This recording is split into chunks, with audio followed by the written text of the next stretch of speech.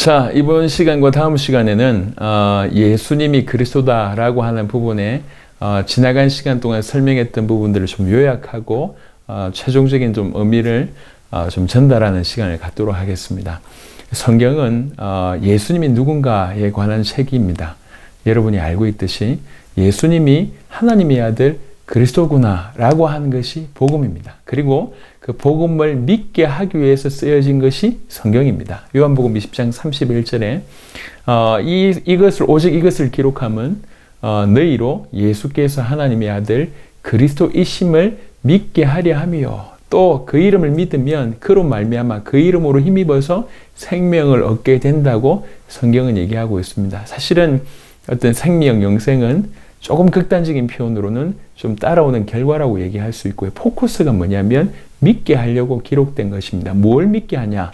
예수께서 하나님의 아들 그리스도라고 하는 사실을 믿게 하는 것입니다. 사실 이것이 굉장히 중요합니다. 그래서 어느 순간부터인가 그 예수님을 그리스도로 믿는 많은 사람들이 그냥 이렇게 같이 이름을 붙여 쓰면서 그게 고유 명사가 되면서 예수 그리스도 이렇게 되어졌는데요.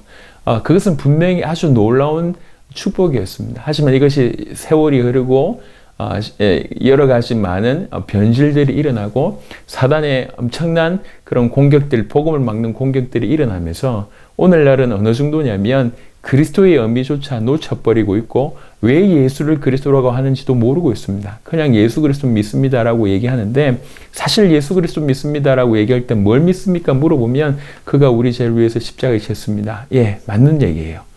하지만 그것만으로도 사실 그 의미가 맞지만 사실은 그 의미를 조금 더 깊이 본다면 이건 보통 얘기가 아닙니다. 왜 그러냐면 사실 예수를 그리스도를 믿습니다. 그가 내 모든 죄를 해결하셨습니다라고 얘기해 놓고 수많은 기독교인들, 교회 안에 머무르고 있는 사람들은 여전히 그 십자가의 어떤 그 피 묻은 복음을 이용해서 결국 자기의 어떤 앞가름을 하는데 자기 문제를 해결하는데 경제 문제나 아니면 여러 가지 사건이나 아니면 가정 문제나 기타 등등의 수많은 문제들을 해결하는데 이 복음을 이용하고 있습니다. 그 복음을 그렇게 이용하고 있다는 것은 아직 뭔가 정확하게 믿고 있지 않다라고 하는 반증입니다. 여러분 초대교회 성도들은 예수님을 그리스도라고 정확하게 믿었을 때부터 그들의 인생은 완전히 바뀌었습니다. 초대교회 성도들은 예수님을 그리스도로 믿고 부자 된 사람이 없습니다. 초대교회 성도들은 예수님을 그리스도로 믿고 다 병 낫지 않았습니다. 초대교회 사람들은 예수님을 그리스도로 믿고 다 신비한 능력을 경험하지 않았습니다.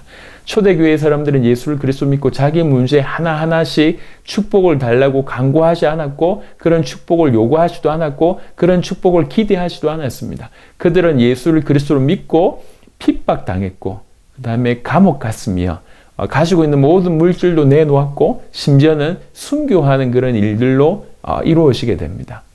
뭔가 지금 분명히 다르지 않습니까? 왜 이런 차이가 날까요? 똑같이 예수님을 믿는다고 하는데 왜 초대교회의 삶과 지금의 우리의 삶은 이렇게 다를까요? 사실 그 차이는 결국 예수님을 어떻게 알고 어떻게 믿는가의 차이에서 결과적으로 이런 것이 나왔다고 볼 수가 있습니다. 신앙생활은 분명히 말씀드립니다. 신앙생활은 어떤 신앙을 가졌기 때문에 나오는 삶입니다. 그래서 즉 신앙이 중요하다는 거죠. 근데 신앙은 신앙의 대상 뭘 믿느냐 이것이 중요한 겁니다. 그래서 신앙은 올바른 복음에서 근거해야 됩니다. 올바른 복음이 올바른 신앙을 갖고 올바른 신앙이 올바른 신앙의 삶을 낳는데 신앙생활이 잘못됐다고 하는 것은 성경과 다른 신앙생활 가운데 있다고 하는 것은 성경과 다른 신앙, 성경과 다른 복음을 가지고 있을 가능성이 높습니다. 이런 걸 염두에 두고 우리가 생각을 해봐야 됩니다. 왜 우리는 예수 그리스도를 믿는데 초대교회와 다를까?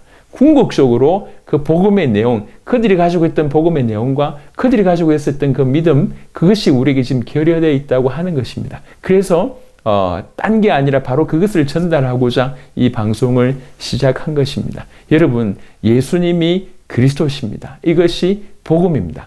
예수님이 그리스도이심을 정확하게 알고 믿는 사람들이 나는 예수 그리스도 믿는다라고 얘기하는 거예요. 그래서 예수가 그리스도라고 하는 사실을 정확하게 알고 믿기 위해서 계속 풀어가고 있습니다. 먼저는 우리는 그리스도에 대한 설명을 해왔습니다. 그리고 왜 예수님이 그리스도인지를 지금까지 쭉 설명해 왔습니다. 정리해 보면 그리스도는 인간에게 있는 치명적인 문제, 사실은 인간 스스로는 절대로 해결할 수 없는 모든 문제가 소급되는 가장 근원적인 그 문제를 해결하기 위해서 이 땅에 보내진 구세주라고 얘기할 수가 있습니다.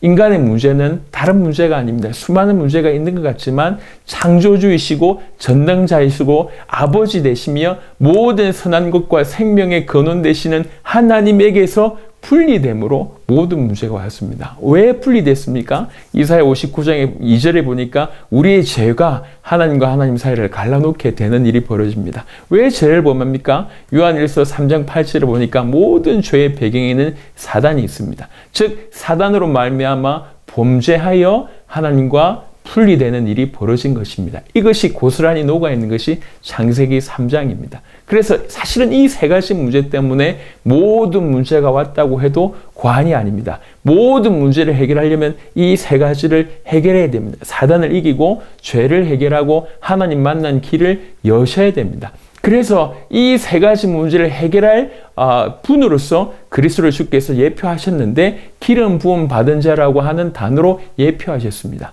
기름 부음은 구약 성경에 왕과 제사장과 선지자에게 기름을 부어주셨습니다. 즉 그리스도는 참왕, 참제사장, 참선지자라고 하는 뜻입니다. 참왕은 왜 그런 이미지가 있습니까? 사단을 무찌를 참왕이라고 하는 이미지가 그 안에 있는 것입니다. 제사장은 우리의 죄를 해결하고 선지자는 하나님을 떠나 있는 우리로 하여금, 그래서 원수되어 있는 우리로 하여금 하나님과 화목하고 하나님과 다시 만나서 자녀가 될 수 있는 길을 여시는 역할을 선지자가 한다는 얘기죠. 즉 그리스도는 왕과 제사장과 선지자이면서 동시에 왕으로서 사단을 이기고 제사장으로 죄를 해결하고 선지자로 하나님 만난 길을 여신다는 겁니다. 그 말은 그리스도께서 인간이 풀 수 없는 가장 근원적인 문제를 해결하시는 분임과 동시에 그것 때문에 오는 모든 문제를 능히 해결할 수 있는 분, 이게 그리스도라고 하는 그 의미 속에 고스란히 녹아져 있습니다. 그래서 그리스도가 우리 인생에 오시면 우리 인생의 모든 문제는 사실은 끝이 난다는 거죠. 오랫동안 이스라엘은 이 그리스도를 대망했습니다. 드디어 예수님이 이 땅에 오셨습니다. 다음 시간에 그 얘기를 마무리하도록 하겠습니다.